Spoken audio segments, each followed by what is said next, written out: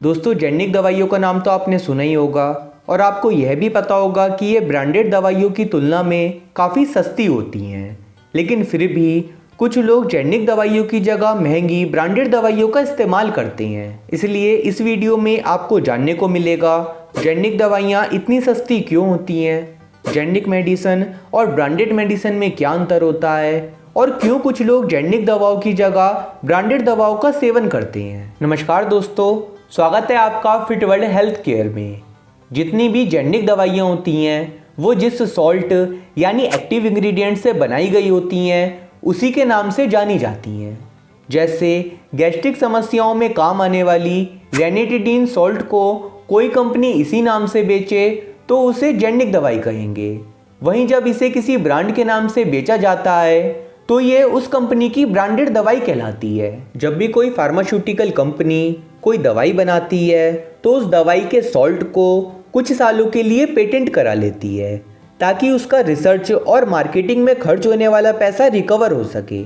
लेकिन जब patent period ख़त्म हो जाता है तो उसके बाद वही सॉल्ट कुछ कंपनियां जेनेरिक दवाइयों के रूप में बेचती हैं। जेनेरिक दवाइयों की मार्केटिंग में खर्चे बहुत कम होते हैं जिसकी वजह से ये दवाइयाँ सस्ती होती हैं, जबकि फार्मास्यूटिकल कंपनियों के द्वारा बनाई गई ब्रांडेड या एथिकल दवाइयों की रिसर्च और मार्केटिंग में बहुत ज़्यादा पैसा खर्च किया जाता है जिसकी वजह से ये काफ़ी महंगी हो जाती हैं। जेनेरिक दवा और ब्रांडेड दवा में दवाई की कॉस्ट, कलर, साइज और पैकेजिंग का अंतर होता है। बाकी इनके फ़ायदे और नुकसान एक से ही होते हैं। लेकिन अब सवाल ये उठता है कि जब इनके फ़ायदे और नुकसान एक से ही होते हैं तो क्यों हम जेनेरिक दवाओं की जगह फार्मास्यूटिकल कंपनियों के द्वारा बनाई गई महंगी ब्रांडेड दवाइयों का इस्तेमाल करते हैं। दोस्तों, जब भी हमें कोई स्वास्थ्य संबंधित समस्या होती है तो हम डॉक्टर के पास जाते हैं और फिर डॉक्टर हमें जो दवाई लिखकर दे देता है हम वही खरीद के इस्तेमाल करने लगते हैं। और ज़्यादातर डॉक्टर सिर्फ और सिर्फ ब्रांडेड दवाइयाँ ही लिखते हैं।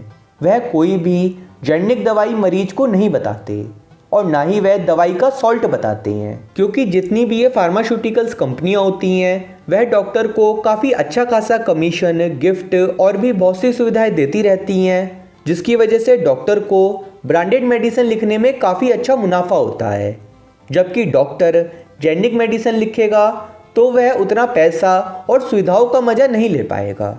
इसलिए ज़्यादातर डॉक्टर ब्रांडेड मेडिसिन ही रिकमेंड करते हैं और हम उन्हीं मेडिसिन्स का इस्तेमाल करते हैं। अब इस पूरे चक्रव्यूह में फंसती है मिडिल क्लास या लोअर मिडिल क्लास फैमिली, क्योंकि जैसे आपको पहले बताया ये ब्रांडेड मेडिसिन काफ़ी महंगी होती हैं जिसकी वजह से व्यक्ति की आर्थिक स्थिति पर काफ़ी बुरा प्रभाव पड़ता है, क्योंकि जिस दवाई को वह कम पैसों में खरीद सकता था उसी दवाई को उसे डॉक्टर की रिकमेंडेशन की वजह से कई गुना ज़्यादा पैसे देकर खरीदना पड़ता है।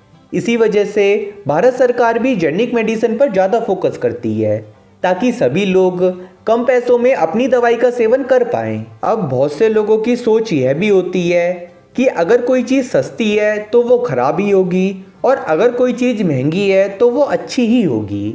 और इसी सोच का फ़ायदा उठाकर बड़ी बड़ी दवाइयों की कंपनियां उसी जेनेरिक दवाई को अपना ब्रांड नेम लगाकर महंगे दामों में बेच देती हैं। इसके अलावा कुछ डॉक्टर और फार्मास्यूटिकल्स कंपनियों के द्वारा मार्केट में यह भ्रांति फैलाई जाती है कि जो ब्रांडेड दवाइयाँ होती हैं वह जेनेरिक दवाइयों से ज़्यादा अच्छी होती हैं, जबकि दोनों में सेम सॉल्ट और सेम क्वांटिटी होती है, इसलिए दोनों ही एक सा कार्य करती हैं, पर फिर भी उनकी कीमतों में ज़मीन आसमान का फ़र्क होता है। अगर आप डायरेक्ट मेडिकल स्टोर पर जाकर दवाई लेंगे तो मेडिकल स्टोर वाला भी आपको जेनेरिक दवाई की जगह ब्रांडेड दवाई देने की ही कोशिश करेगा, क्योंकि ब्रांडेड दवाइयों की जो कंपनियां होती हैं वो डॉक्टर के साथ साथ मेडिकल स्टोर वालों को भी बहुत से लालच देती हैं और उनसे अपनी दवाइयाँ बिकवाती हैं। तो अगर आप मिडिल या लोअर मिडिल क्लास फैमिली से हैं और ब्रांडेड दवाइयों के चक्रव्यूह में फंसे हुए हैं तो एक बार अपने दवाई के पत्ते को उठाकर उसका सॉल्ट